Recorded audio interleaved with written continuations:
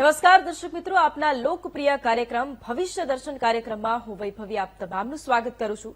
દર્શક મિત્રો, આજે સોમવારનો દિવસ. આજનો દિવસ આપના માટે કેવો રહેવાનો છે, આજનું ભવિષ્ય શું છે, સાથે આજના દિવસે આપે ખાસ કઈ બાબતોનું ધ્યાન રાખવું પડશે, એ તમામ બાબતોની આજે ચર્ચા કરવાની છે. અને માટે આપણી સાથે અત્યારે સ્ટુડિયોમાં ઉપસ્થિત છે જ્યોતિષાચાર્ય મહેન્દ્રભાઈ પંડ્યા. મહેન્દ્રભાઈ, સૌથી પહેલા તો ખૂબ સ્વાગત છે. ધન્યવાદ. મહેન્દ્રભાઈ, સૌથી પહેલા આજના પંચાંગથી શરૂઆત કરીએ. શ્રી ગણેશાય નમઃ. યહ શ્રી સ્વયં સુકૃતિનામ ભવનેશ્વ લક્ષ્મી પાપાત્મનામ કૃત દિયામૃદયેષુ બુદ્ધિ શ્રદ્ધા સતામ કુલજનમ પ્રભવશ્ય લજ્જા તામ ત્વામ નતાસ્મ પરિપાલય દેવી વિશ્વમ. સર્વ દર્શક મિત્રો, સુપ્રભાત. જય શ્રી ગણેશ. વી ટીવીની આ વિશેષ રજૂઆત ભવિષ્ય દર્શન કાર્યક્રમ. મિત્રો, જ્ઞાન, આધ્યાત્મિકતા અને જ્યોતિષના ત્રિવેણી સંગમમાં હું ડોક્ટર મહેન્દ્ર પંડ્યા આપ સૌનું હાર્દિક સ્વાગત કરું છું.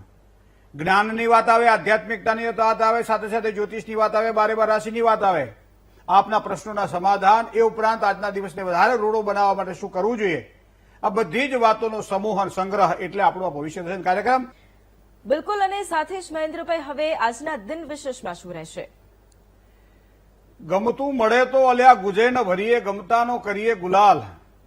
જીવનની અંદર શાંતિની વાત આવતી હોય ત્યારે સાથે સાથે અશાંતિની વાત પણ આવે, સુખની વાત આવતી હોય ત્યારે દુઃખની વાત પણ આવે, કારણ કે એક સિક્કાની બે બાજુ છે.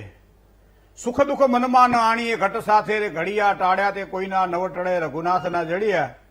જેના ભાગ્યમાં જ્યારે જે પ્રાપ્ત થવાનું લખ્યું હોય તે જ થતું હોય છે, અને છતાંય જ્યારે એ પ્રાપ્ત થવાવાળી વસ્તુઓ માટે સતત મહેનત કરવા છતાંય જ્યારે પ્રયત્નથી પણ સફળતા ન મળે ત્યારે અશાંતિનો અનુભવ થાય છે.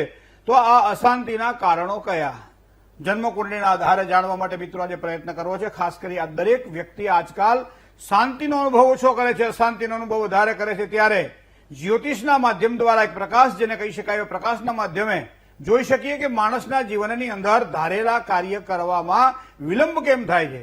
કોઈ પણ કાર્ય સારું થતું નથી, સમયસર થતું નથી, અને ક્યારેક ક્યારેક કઈ રીતે, કયા સમયે અને કયા પ્રમાણના કામ કરવાથી સારા લાભ થાય અથવા તો કાર્યમાં વિલંબ થાય, તેના કારણો કયા હોઈ શકે. ઘણી વખત કારણો તો માણસ દરેક પ્રયત્નો તો બધા કરતા હોય છે. એ સામાન્ય નાનો કારીગર હોય તો પણ એ પ્રયત્ન કરતો હોય છે, અને મોટો કોઈ ઉદ્યોગપતિ હોય તે પણ પ્રયત્ન કરતો હોય છે. પણ ઘણા બધાના કાર્યની અંદર તમને અવરોધ જોવા મળે છે, અને અમુક લોકોના કાર્ય સરળ બને છે. તો કાર્યમાં અવરોધના કારણો કયા, મતલબ કે મહેનતના પ્રમાણમાં ફળ જ્યારે ન મળે ત્યારે એના કયા કારણો હોઈ શકે, આ વાતને જ્યોતિષના માધ્યમથી આપણે સમજવા માટે પ્રયત્ન કરીએ. પારાશરીય સિદ્ધાંત એ જ્યોતિષના મૂળ ગ્રંથોમાંનો એક ગ્રંથ છે.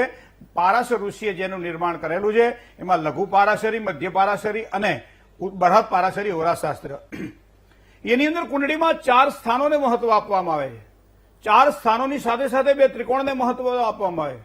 4 જે કેન્દ્રના જે સ્થાનો છે, જેમાં પ્રથમ સ્થાન જેને લગ્ન ભુવન કહેવામાં આવે છે, ચોથું સ્થાન જેને સુખ સંપત્તિનું સ્થાન કહેવામાં આવે છે, જેને માતાનું સ્થાન કહેવામાં આવે છે, જેને જમીન મકાન મિલકતનું સ્થાન કહેવામાં આવે છે, 7મું સ્થાન એ દાંપત્યનું સ્થાન કહેવામાં આવે છે, કલત્ર સ્થાન કહેવામાં આવે છે, સાથે સાથે ભાગીદારીનું સ્થાન પણ કહેવામાં આવે છે, અને 10મું સ્થાન એ કર્મ અને આજીવિકાનું સ્થાન છે. માણસના જીવનમાં જન્મ ધારણ કર્યા પછી એ માતા પિતાના આધિપત્યની નીચે 12, 15 વર્ષ, 17 વર્ષ અને ઘણી વખત તો 20, 21 વર્ષના બાળકો પણ રહેતા હોય છે. ત્યારબાદ એનો વિકાસ થાય છે, પોતે સ્વ એટલે પોતાની રીતે વિચારતા થાય છે. એટલે ચોથા સ્થાને સુખ ક્યાંથી મળશે, સુખ મેળવવા માટે શું પ્રયત્ન કરવા જોઈએ, સુખ ન મળે તો એના માટે કયા કારણો છે, તો જેને કારણોને આપણે ટાળી અને સારા પ્રયત્નો કરી શકીએ. એથી પછી કોની સાથે રહીને કામ કરું તો મને લાભ થાય, અને એથી છેવટે આવે કર્મ એટલે સિદ્ધાંત. સિદ્ધાંત મારો શું કહે છે, કયા જન્મના કર્મો મને સારા પરિણામ આપશે, કયા જન્મના બનાય ખરાબ પરિણામ આપશે. મિત્રો, આ 4 સ્થાનને જોયા તમે, પણ આ બધા જે સ્થાન છે એ પ્રબળ ક્યારે બને, એનામાં પાવર ક્યારે આવે, તો ચોથું સ્થાન જે છે એનાથી બીજું સ્થાન એટલે 5મા સ્થાનથી પાવર આવે. મિત્રો, પાવર હંમેશા પાવર સ્ટેશનમાંથી આવે છે. લાઇટ જે આપણને દેખાય છે, પ્રકાશ જે આપણને દેખાય છે, એ સ્વનો પ્રકાશ નથી, એ ક્યાંકથી આવેલો પાવર છે જે આપણને પ્રકાશ આપે છે. એ ફ્રીજમાં જાય તો ઠંડક આપે છે, ઉપર લાઇટ તમે કરો તો ઉજાસ આપે છે. ઘણા બધા એના ઉત્તમ ઉદાહરણો આપણે જોયા છે. તો મારા કર્મ મને કેવા અને સારા ખોટા પરિણામ આપશે, એના માટે 5મું સ્થાન જોવાતું હોય છે. અને 5મા સ્થાનથી 5મા સ્થાનની જો વાત કરીએ તો 9મું સ્થાન એ કર્મનું સ્થાનથી 12મું સ્થાન છે. મતલબ કે એ ભાગ્ય છે તમારું. તો તમારું ભાગ્ય તમને શાંતિ અપાવશે, મનની શાંતિ અપાવશે. કારણ કે ઘણી વખત આપણે જોઈએ છીએ કે કોઈ પણ વસ્તુ પ્રાપ્ત કરવાથી જો શાંતિ થતી હોય તો શરૂઆતમાં જ્યારે જે વસ્તુ આપણે લઈએ છીએ, ખરીદીએ છીએ, આજે માનો કે કોઈ શર્ટ ખરીદ્યો, આજે કોઈ સારો ડ્રેસ ખરીદ્યો, આપણે આજે કોઈ સારી વસ્તુઓ ખરીદી, સારી ઘડિયાળ ખરીદી આપણે, પણ એ ઘડિયાળ, એ ડ્રેસ, એ વસ્તુ આપણને ક્યાં સુધી સુખ આપશે? અમુક સમય સુધી સુખ આપે છે.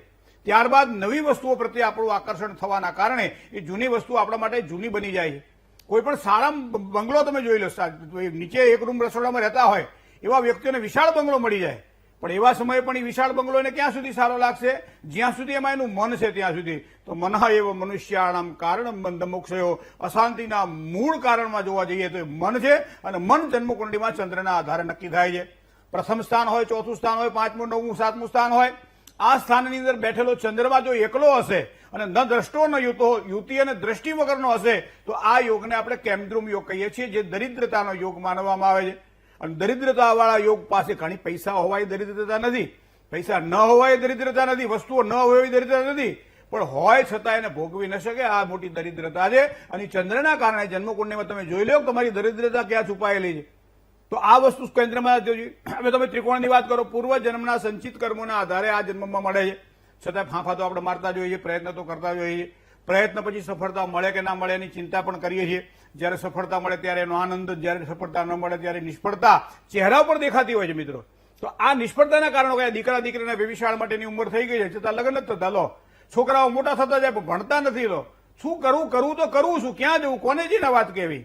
બરાબર છે. તો દર્દના દિલ તો દર્દી દિલ જાણે, વૈદો હકીમોને નથી સમજાતું, કોને કેવી દિલડાની વાતું, હવે નથી રહેવાતું. તો આવા સમયે જન્મકુંડળીમાં રહેલા ચંદ્રને તમે જોઈ લો. ચંદ્ર ગુરુ સાથે જયારે ગજકેસરી યોગ કરતો હોય ત્યારે સારા પરિણામ આપે, ચંદ્ર શુક્ર સાથે લક્ષ્મી યોગ કરતો હોય ત્યારે સારા પરિણામ આપે. પણ એ પરિણામ મારા માટે સુખદાયક ક્યારે બને? તો એની પાછળ જવાબદાર છે સૂર્ય. સૂર્યમ શૌર્ય, જીવનની અંદર જે ઉજાસ છે, જીવનની અંદર પ્રકાશ છે. કદાચ અંધારાની અંદર ગમે એટલી વસ્તુઓ પડી હોય આપણને દેખાય નહીં, પણ સહેજ પ્રકાશ થાય, એક દીવો અંદર પ્રગટાવવામાં આવે તો લાઇટ કરવામાં આવે તો એ રૂમની અંદર કેટલી કેટલી વસ્તુઓ ક્યાં પડેલી છે આપણને ખબર પડે. મારા ભાગ્યની અંદર ક્યાં અને કેવી રીતનું પડેલું છે. અને એટલા માટે ઋષિ મુનિએ કહ્યું છે કે સવારમાં ઉગતા સૂર્યને હંમેશા અર્ઘ્ય આપવો જોઈએ. અને ઉગતા સૂર્યને જે વ્યક્તિ અર્ઘ્ય આપે છે એના જીવનની અંદર આત્મવિશ્વાસ પ્રકટ થાય છે, અને આત્મવિશ્વાસ એને ખૂબ લાભ કરાવડાવે છે. બે વસ્તુનું ધ્યાન રાખીએ મિત્રો. જ્યારે અશાંતિ થતી હોય ત્યારે મહાદેવજીની ઉપાસના કરવી જોઈએ, અને જ્યારે કોઈ પણ કાર્ય ધાર્યા ન થતા હોય ત્યારે ભગવાન સૂર્યનારાયણને અર્ઘ્ય આપી સૂર્યની ઉપાસના કરવી જોઈએ. તો સૂર્ય અને ચંદ્ર બેની ઉપાસના કરે છે એને જીવનમાં હંમેશા સારી સફળતા મળે છે. જય ગણેશ.